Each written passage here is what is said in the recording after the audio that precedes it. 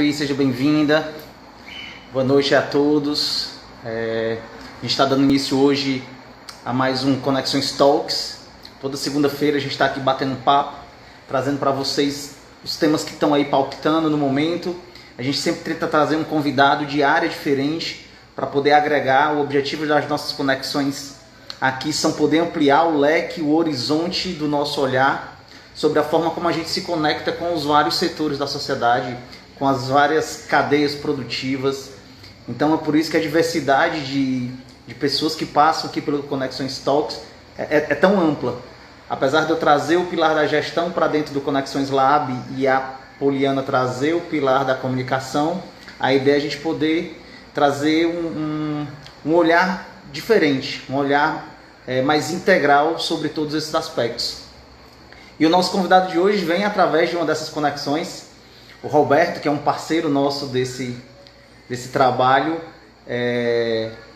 foi quem trouxe o nome do Glauber. A gente já tinha colocado ele numa lista, a gente estava montando, tentando pegar pessoas de várias áreas.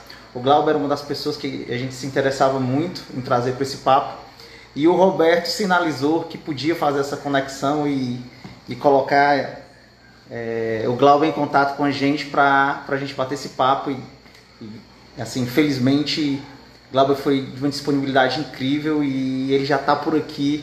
Vou chamar ele para poder a gente começar o nosso papo. Até porque, para vocês que não sabem, o nosso Conexões Talks fica gravado. A gente deixa ele lá no IGTV para que vocês possam ir lá, acompanhar, assistir de novo, pensar alguma coisa, algum insight que saiu desse papo.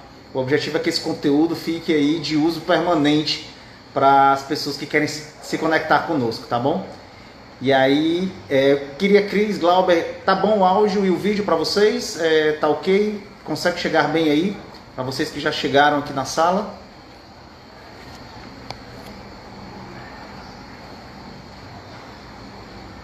Me deem um feedback aí se tá tudo ok com vocês, que eu já inicio aqui.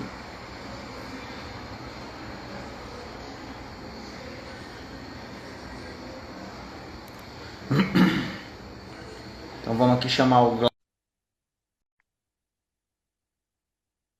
Bacana.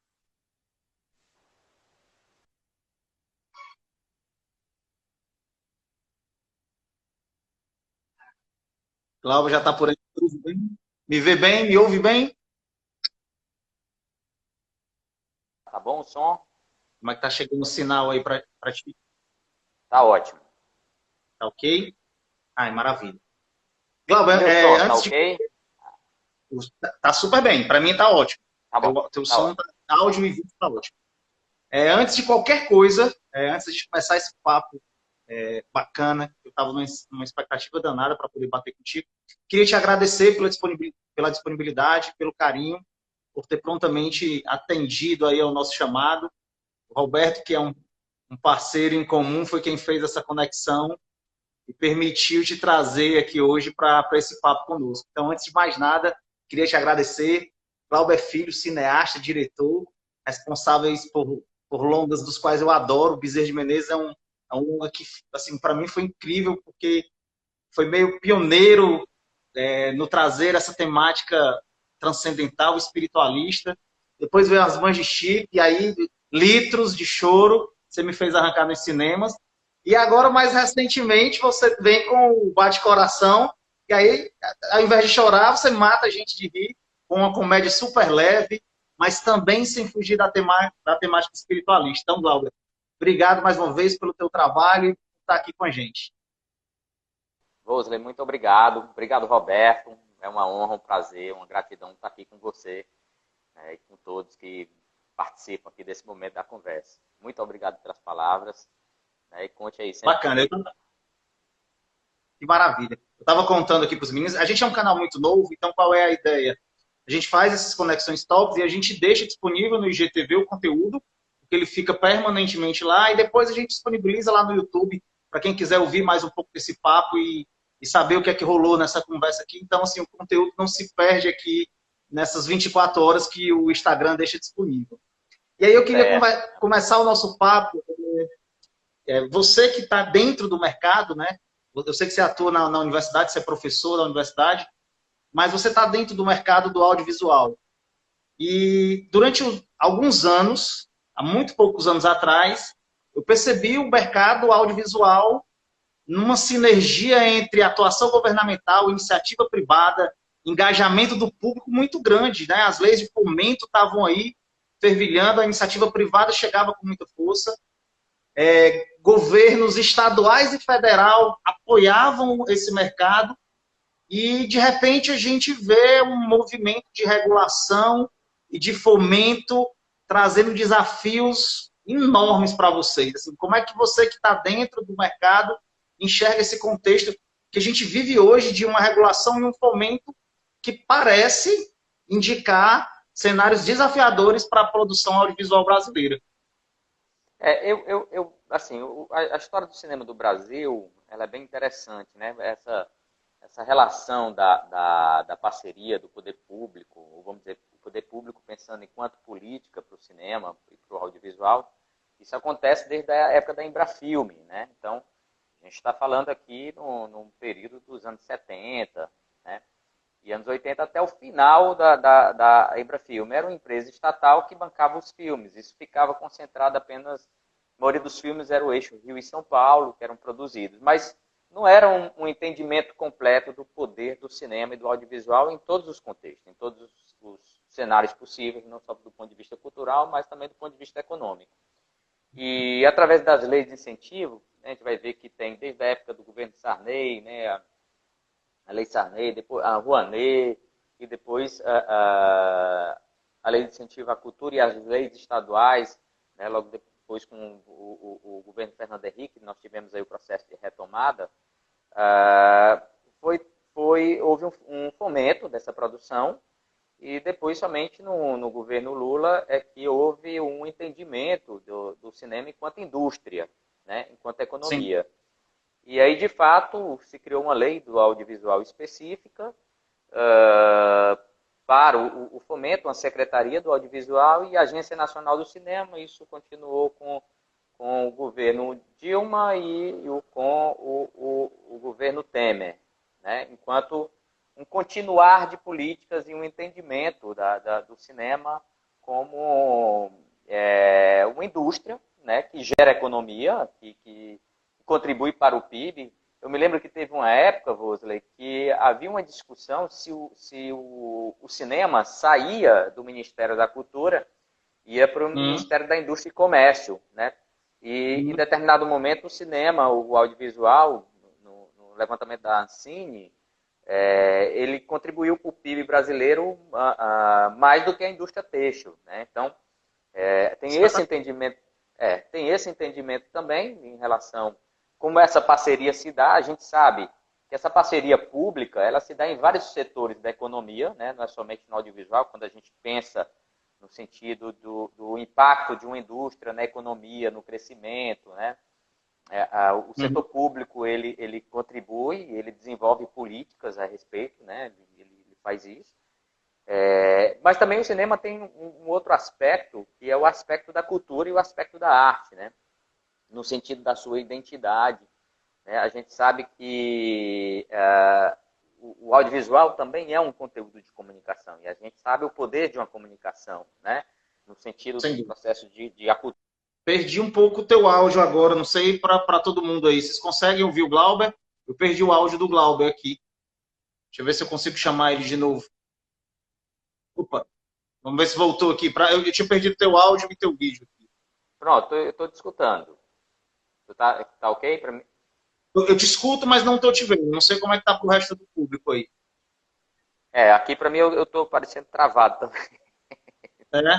Então, peraí. Eu te tiro e te incluo de novo. É melhor. Tá joia. Então, deixa eu incluir aqui o Glauber de novo para poder a gente continuar nosso papo.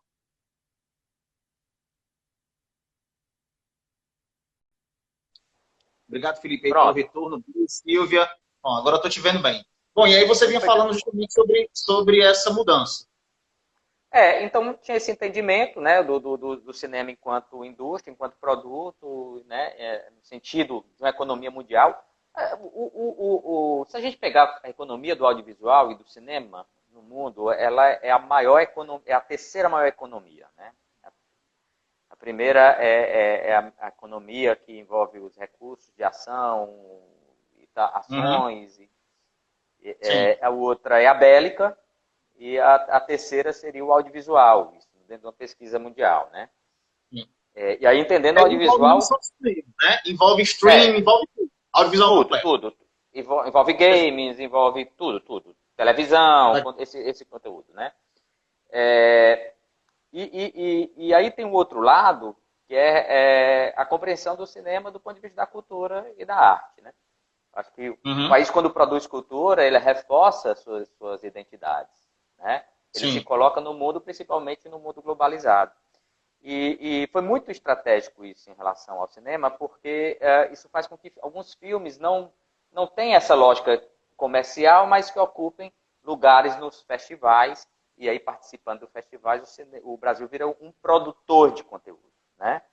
Ele não vai ser somente um consumidor de conteúdo, a gente tem que perceber isso também. Quando você consome um conteúdo que vem de fora, esse recurso vai para fora, né? Então, o Brasil Sim. fez a opção como um produtor de conteúdo. É lógico que agora a gente tem um momento em que tudo está parado. Não existe uma política para isso, uma política para o Uhum. audiovisual, um desenvolvimento nesse novo cenário. Né? Tudo está uma interrogação, isso muito antes mesmo do problema da pandemia. Sim. E com a pandemia agora, esse futuro, né, a gente coloca também outra Mais escuro. interrogação. O mais escuro. Agora, apesar Hum. de a gente compreender que hoje, na pandemia, há um consumo imenso de audiovisual, um consumo imenso de cinema pelo streaming e por outras plataformas, né, outras formas. Né? Eu Então, assim, até. há como, né, ele ainda permanece vivo. O processo agora é o processo de produção, né? Como é que se dá isso? Como é que Legal. retoma Eu essa até assim, produção e quais são as políticas?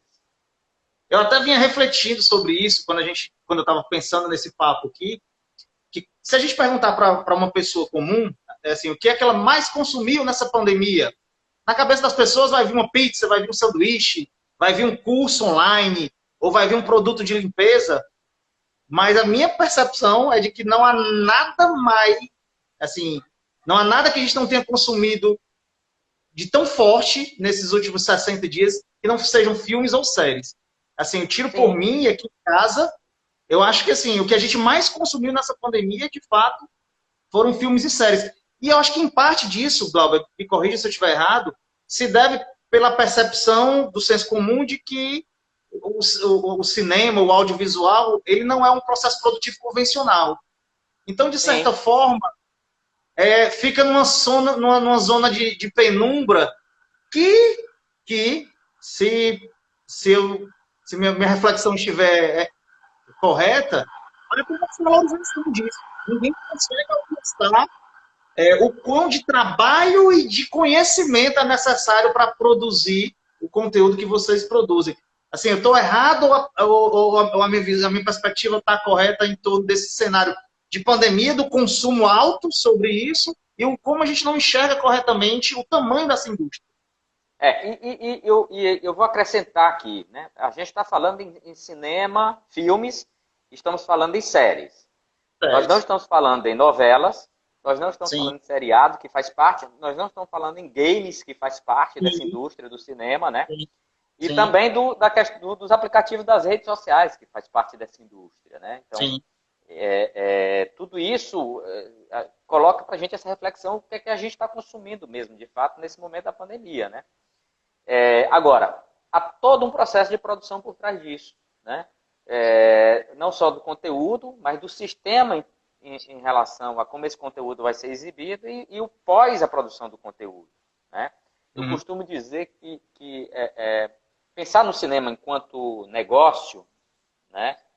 É você né, a discussão talvez iria para esse ponto, né, mas Não tem problema. Não fazendo um tem problema. comparativo, é como Plano. se você montasse um negócio, né, todo um planejamento, um business plan, montar um negócio, ver aonde está a demanda, ver tudo isso, monta-se o negócio, contrata as pessoas, gera o produto e depois você vai ter que desmontar o negócio porque o produto vai ter vida própria tirar as pessoas. Então, esse é um modelo de negócio do cinema. Né? Todo filme é um negócio e todo filme é um produto, né? Ao mesmo tempo. E isso leva um tempo de planejamento. Né? Se pensar. É um negócio que funciona como uma característica de projetos. Né? E aí, por exemplo, para fazer um filme de longa-metragem, se a gente não contabilizar a feitura do roteiro, porque isso é um outro processo, né? Tem filmes, por exemplo, que demoram 20 anos para serem feitos. Né? O Avatar, por exemplo, é um filme de 20 anos, o roteiro já estava pronto e demorou esse tempo todo para ser feito. Então tem roteiros Na que tem que verdade, assim, a trabalhar tecnologia que ele pensou, inclusive, nem foi utilizada, né? nem foi A gente já utilizado. tinha outra indústria. E, em média, um roteiro de longa-metragem, você seguir o fluxo sem interrupção, um roteiro de longa-metragem dura 1 ano. E mais 1 ano para você fazer o filme. Você assistir 2 horas de filme, só no processo de filmagem são 6 semanas, né, filmando. Então, quando você assiste aquelas 2 horas, você não sabe o que é que está por trás disso tudo. Né? E a quantidade de gente que trabalhou nesse filme. E é interessante também, Vodley, porque toda produção, né, ela se desloca no espaço geográfico. Né? Então, ela vai para vários lugares. O que movimenta a economia de vários lugares. Né? Então, por exemplo, você vai para uma cidade pequena, né, as pessoas são contratadas, os hotéis, as pousadas, né, estão com a produção, a alimentação também. Então, é uma forma também que tem de circular um dinheiro. Inclusive, assim, quantas cidades não foram descobertas através dos filmes, das séries? O turismo descobriu essas cidades a partir de um filme que teve uma locação lá, assim, de repente uma cidade que nem tinha um potencial turístico se viu, né, mergulhada com uma economia voltada ao turismo, fomentada por um filme, uma série que foi gravada lá naquele local. Então, assim, é como você disse, ele é atemporal e também é multiespacial nesse sentido, né? Isso. E aí o poder público percebe isso, né? E aí há organismos internacionais, assim, tem um organismo que é a Film Commission, que faz os birôs de cinema, cada cidade, né, que percebe isso tem esse birô de cinema. Só para trazer aqui uma ideia, né, a maioria dos filmes antigamente eram feitos em Los Angeles, né, o velho Hollywood se fazia nos estúdios e tal. Os filmes começaram a sair desses lugares. E aí, de repente, teve uma época que a gente começou a ver filme em Nova York, vários filmes sendo feitos em Nova York. Mas foi porque Nova York colocou um birô de cinema, uma Film Commission, para atrair essa produção, porque ela sabia que tinha esse impacto turístico, mas também tinha um impacto econômico na cidade. Né? Então, no mundo todo, tem os birôs e Film Commission, né, que atrai essas produções. Bacana, bacana. Isso é me diz uma coisa, me mata aqui uma curiosidade. A gente percebe, quando a gente vê os filmes de determinados diretores, que determinadas temáticas são muito caras a eles. No teu caso, especificamente, é muito fácil identificar que a temática espiritualista está presente. Né? Eu citei no começo Bezerra, As Mães de Chico, por último, Bate-Coração, apesar de ser uma comédia. É aquela comédia que você não sai dela do mesmo jeito, porque você reflete sobre uma série de questões da nossa inferioridade humana.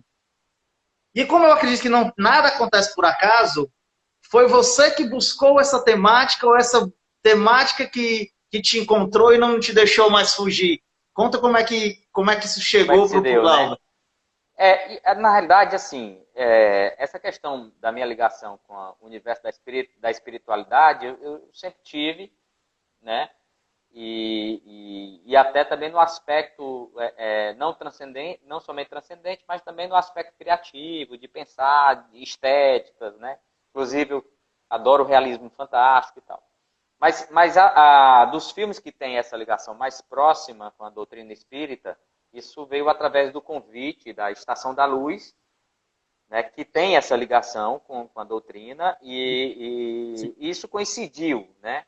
Eu gostar desse universo e a estação me convidar para fazer os filmes. Então, Bezerra de Menezes é uma produção da Estação da Luz, As Mães de Chico também, O Bezerra Sim. de Menezes eu dividi a direção com o Joy Pimentel, As Mães de Chico com o Raul de Gomes, né? E o Bate-Coração agora, também com a Estação da Luz, que foi o último. Né? Sim. Foi o último com a Estação da Luz. Bate-Coração é uma adaptação de uma peça de teatro, né? De 2 peças de teatro, não é isso? É uma adaptação do Coração Safado e Um Espírito Baixou em Mim, que é do Ronaldo Ciambrone, que também participou do roteiro, junto com o Daniel Dias. Mas foi um filme que a gente lançou nesse aperto, né? A gente lançou justamente na mudança de governo. Sim. E aí a gente Sim. teve um grande problema que foi uma retenção do recurso de lançamento. Nós não conseguimos fazer um lançamento do tamanho das Mães de Chico Xavier. E aí o filme, porque tudo isso é um planejamento, né? Você lançar um filme tem um custo para poder esse filme ter um resultado. E esse custo não é baixo, é um custo alto. Então, obviamente, o tamanho desse lançamento resulta no impacto. Porque você tem que ter no cinema, quando é sala de cinema, uma primeira semana boa de público. Né? A sala de cinema tem que lotar no final de semana. Então, se você não consegue fazer uma mídia nacional, se você não consegue repetir essa mídia, e isso custa dinheiro, o lançamento vai ficar pequeno. Então, provavelmente, o seu filme não vai ter uma boa performance no final de semana. E aí o que acontece? O dono de sala de cinema, ele está ali recebendo outros filmes, e obviamente a lógica dele é colocar os filmes que vão ter maior lucratividade. E aí ele vai tirando os filmes, ele retira os filmes. Muitas vezes até ele retira filmes brasileiros que são interessantes, que estão dando lucro, mas ele precisa cumprir acordo que ele tem com as produtoras internacionais, as distribuidoras internacionais, principalmente quando vem Disney, Marvel, aí ela retira o filme brasileiro. Até para isso a gente precisa de política, assim, uma política de retenção de salas, né, para poder o filme brasileiro estar presente e com o público, porque o filme brasileiro tem público, né? Tem um... Sim. Você inclusive citou o Halder Gomes, ele no Cine Hollywood, ele buscou no Shaolin também, né? Ele buscou uma lógica diferente que foi assim, atacou do local para depois gerar um burburinho e ampliar para o nacional a determinadas temáticas que é possível isso, no caso do filme do Cine Hollywood. De Hollywood. Era totalmente possível isso, pela linguagem que ele escolheu. Mas é como você falou mesmo, eu lembro que na época das campanhas era assim, pessoal, se a gente não bater recorde aqui no local, acabou, não vai chegar no resto do país, não. E aí esse engajamento do nordestino, da comunidade local em fazer isso acontecer, foi que permitiu o filme bater os recordes que bateu e atingir o grande público.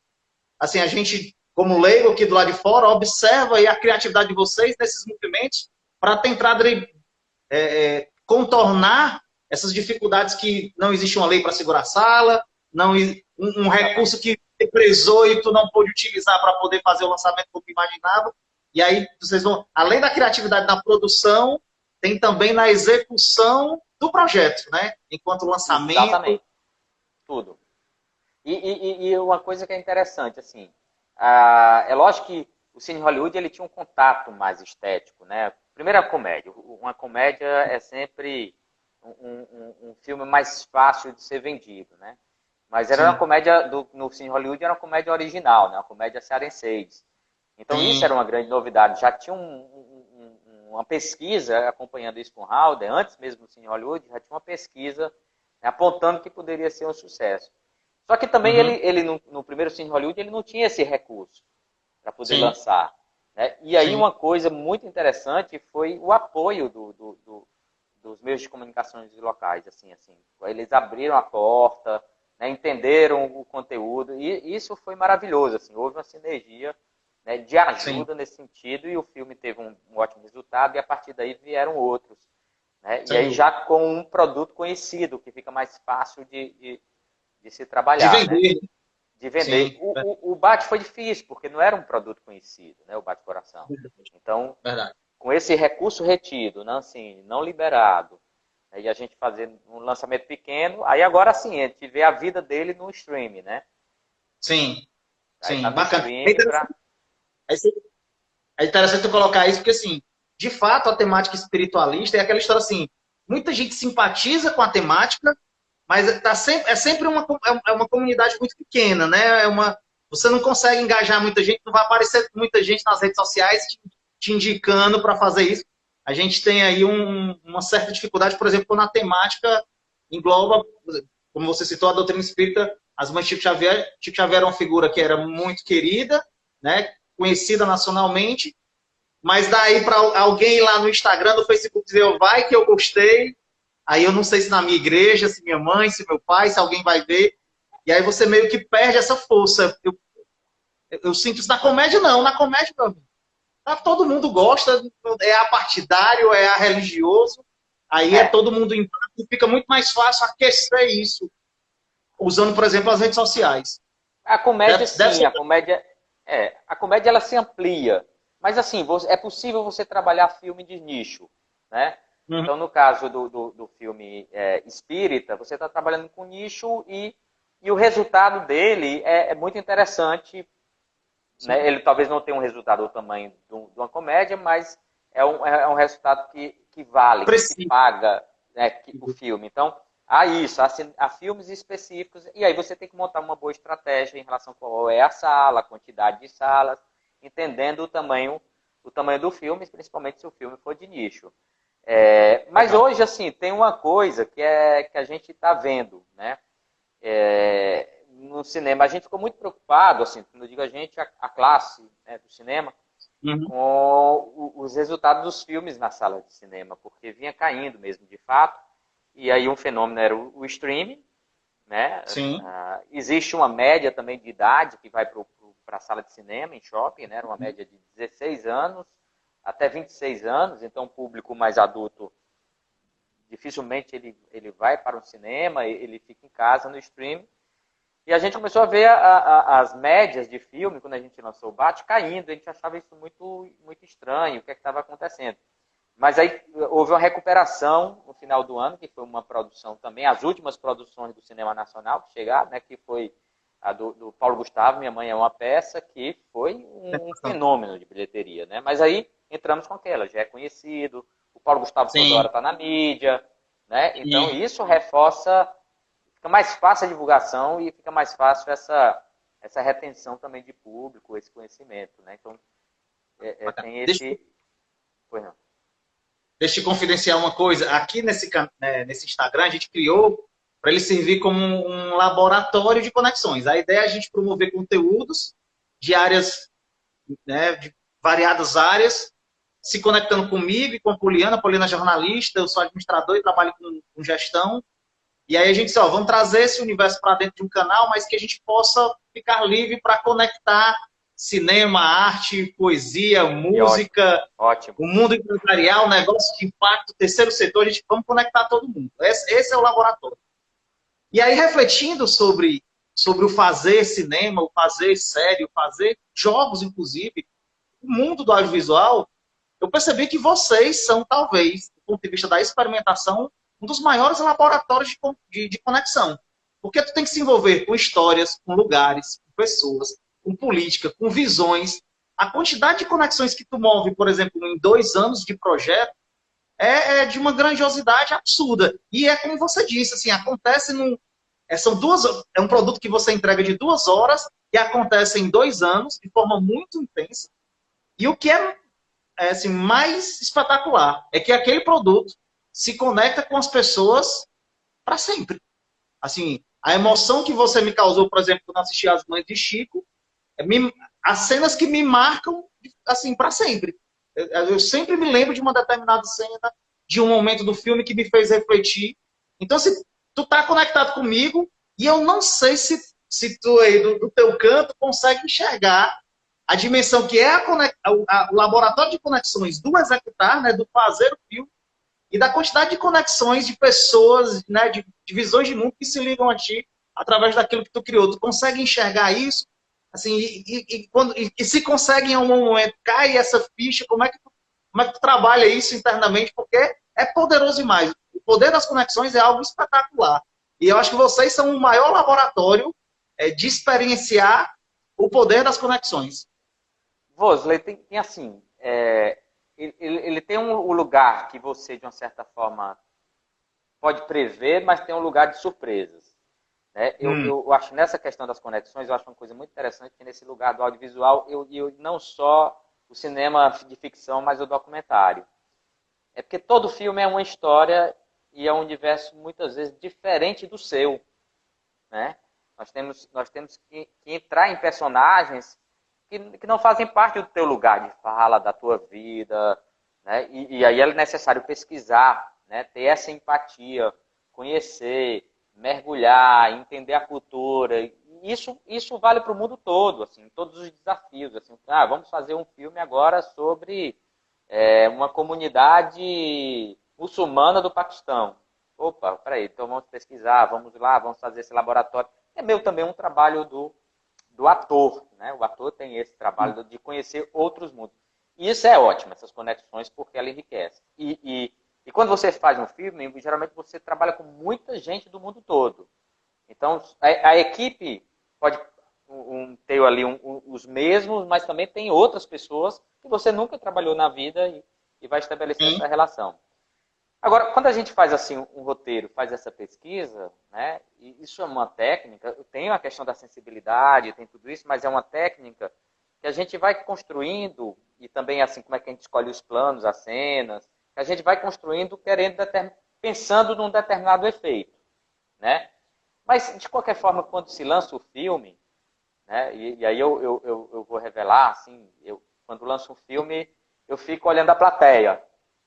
Eu fico vendo o que deu certo e o que não deu certo, entende? Porque assim, eu já vejo os erros, aí meu Deus, será que vão ver aquele erro? E é muito legal ver o público, mas o público não vê o filme da mesma forma, né?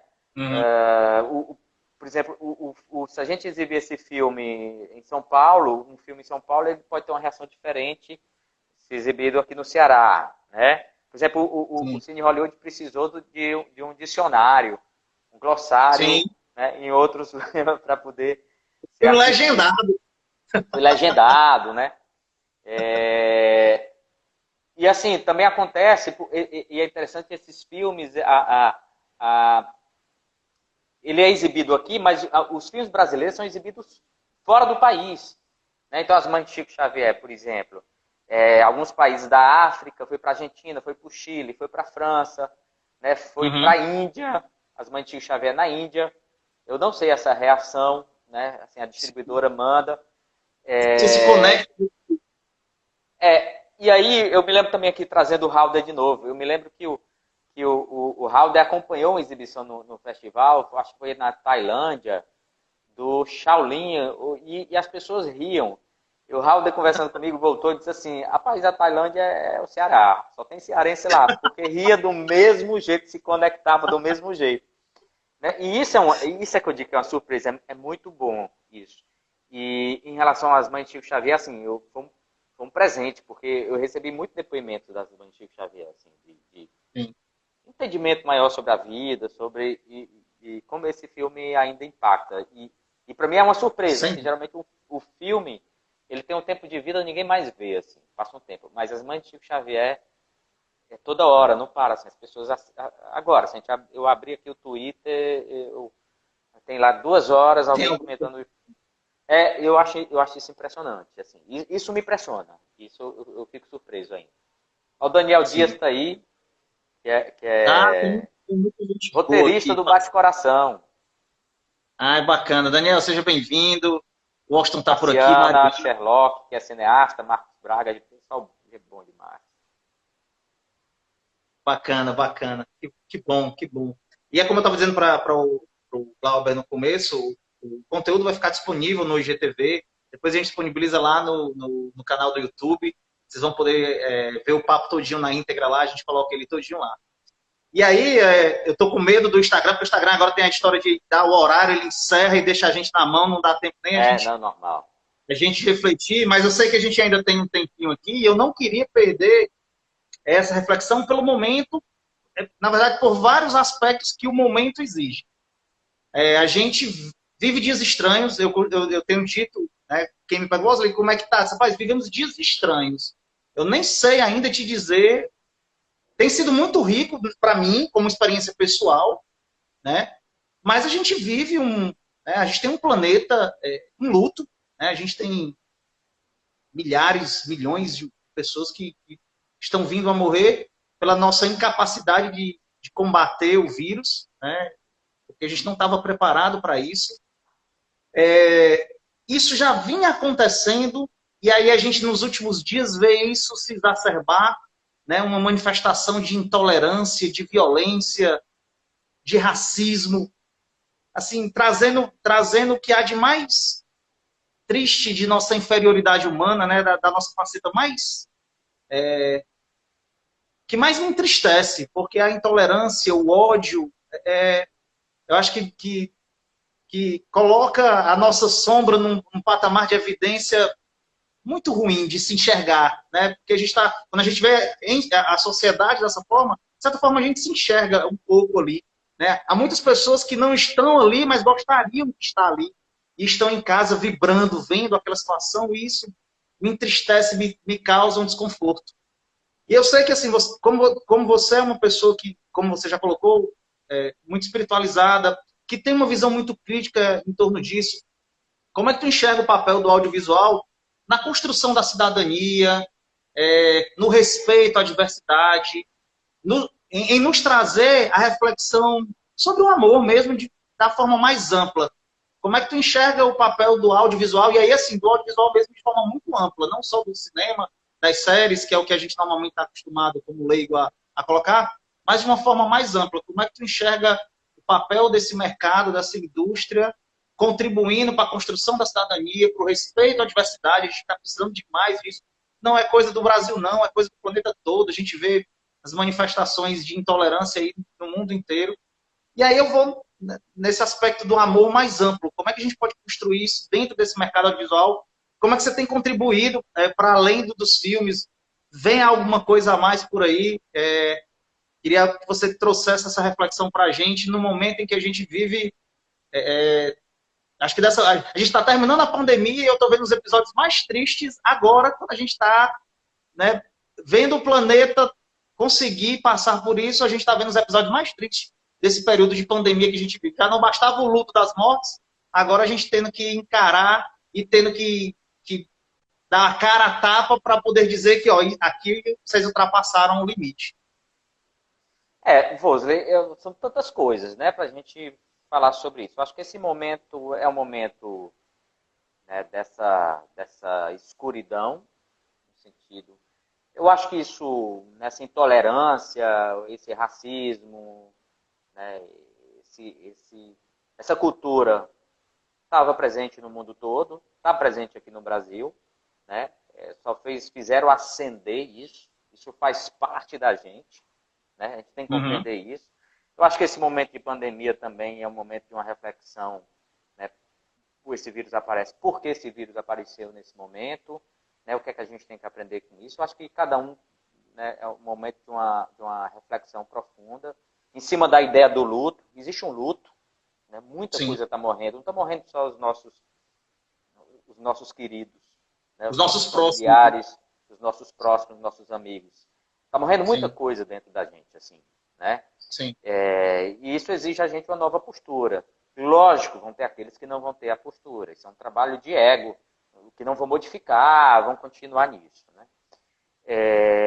E eu acho que a gente tem a oportunidade de construir algo melhor, inclusive, como é um canal da área do negócio, da economia também. A gente tem que pensar em sustentabilidade, nós temos que pensar em diversidade, nós temos que pensar no outro. Somos diferentes e, por ser diferentes, somos semelhantes, iguais, né? Então temos que compreender o universo, a dimensão de cada um e deixar isso é um estado de garantia de direitos, é um estado de estar livre. Então eu acho que é esse momento que a gente tem que recuperar, né? Entender a ciência. Eu acho que a gente tem hoje uma apologia à ignorância, uma apologia à estupidez, né? Você está vivendo um mundo estúpido, né? Sem perspectiva de futuro, é punitivo, né? É policialesco, se condena tudo, né? Então, não tem nada que se proponha mais, assim. Então, eu acho que é um momento... Quando eu digo não tem nada, eu estou dizendo dentro dessa esfera de poder que se constitui. Né? O que se propõe a Sim. mais é quem está fora disso. Né? Quem visualiza, faz essa reflexão profunda, né? E vai estudar, vai entender os mundos, né? Como é que eles ocorreram no passado e que momento a gente está hoje. Em relação ao audiovisual, é preciso ter uma reflexão. Eu acho que hoje, o audiovisual, enquanto arte, é maravilhoso, porque a arte ela desloca. A arte ela é revolucionária por si. Então, desloca você do seu estado de conformidade. Então, essa função que o audiovisual se insere também, que é na arte, é maravilhoso. Agora, a função que o audiovisual se insere na comunicação, porque a comunicação é uma questão ética e moral. Então, a comunicação, o audiovisual, ele pode ser usado para muita perversidade. Né? Então, me lembra, por exemplo, de Leni Riefenstahl, que foi uma cineasta da era do Hitler. Então, ela fez toda a campanha do Hitler. Né?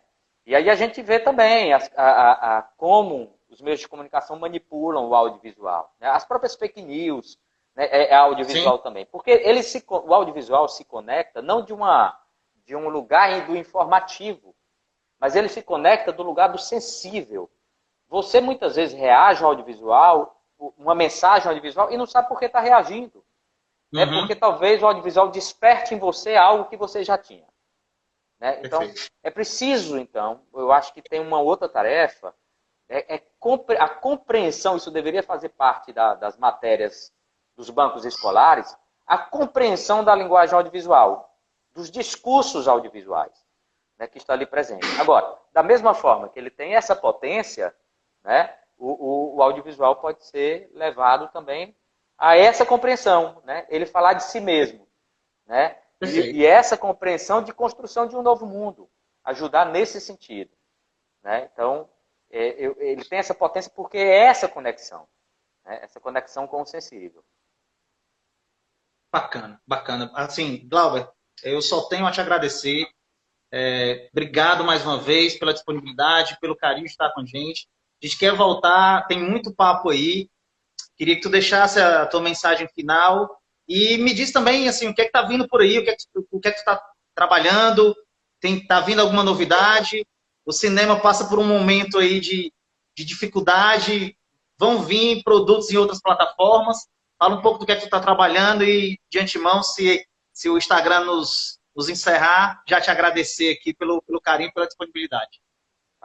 Vosley, muito obrigado também pelo convite. É um prazer, uma honra aqui com o Roberto, Poliana, toda a equipe. Eu estou em alguns projetos, né?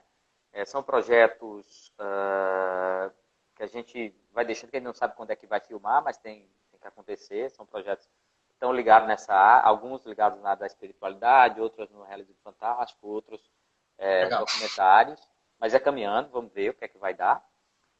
Tá certo. E eu acho que é isso. Eu acho que a gente compreender, a mensagem é a gente compreender esse momento que a gente está passando profundamente, né? É um estado de luto, mas como todo estado de luto tem um momento de uma superação, né? De uma grande luz que se vem aí. Então essa força está crescendo, vamos acreditar nisso. Verdade. Que as coisas vão mudar. Verdade. Não pode, obrigado mais uma vez. Desse jeito. É verdade. Obrigado mais uma vez a todos que estiveram presentes. Um beijo grande. Toda segunda-feira, 20 horas, a gente está aqui sempre trazendo alguém para bater esse papo com a gente e poder contribuir com essas reflexões que agora, mais do que nunca, a gente precisa fazer. Tá bom, Glauber? Obrigado, boa noite. Vosley. Obrigado, irmão. Boa noite. Tudo de bom. Bom, e é isso. A gente encerra mais um Conexões Talks de hoje, com a presença do Glauber Filho. Uma conversa muito bacana. O vídeo vai ficar aí disponível para vocês. A gente falou sobre cinema, a gente refletiu sobre o papel do cinema como um vetor de conexão.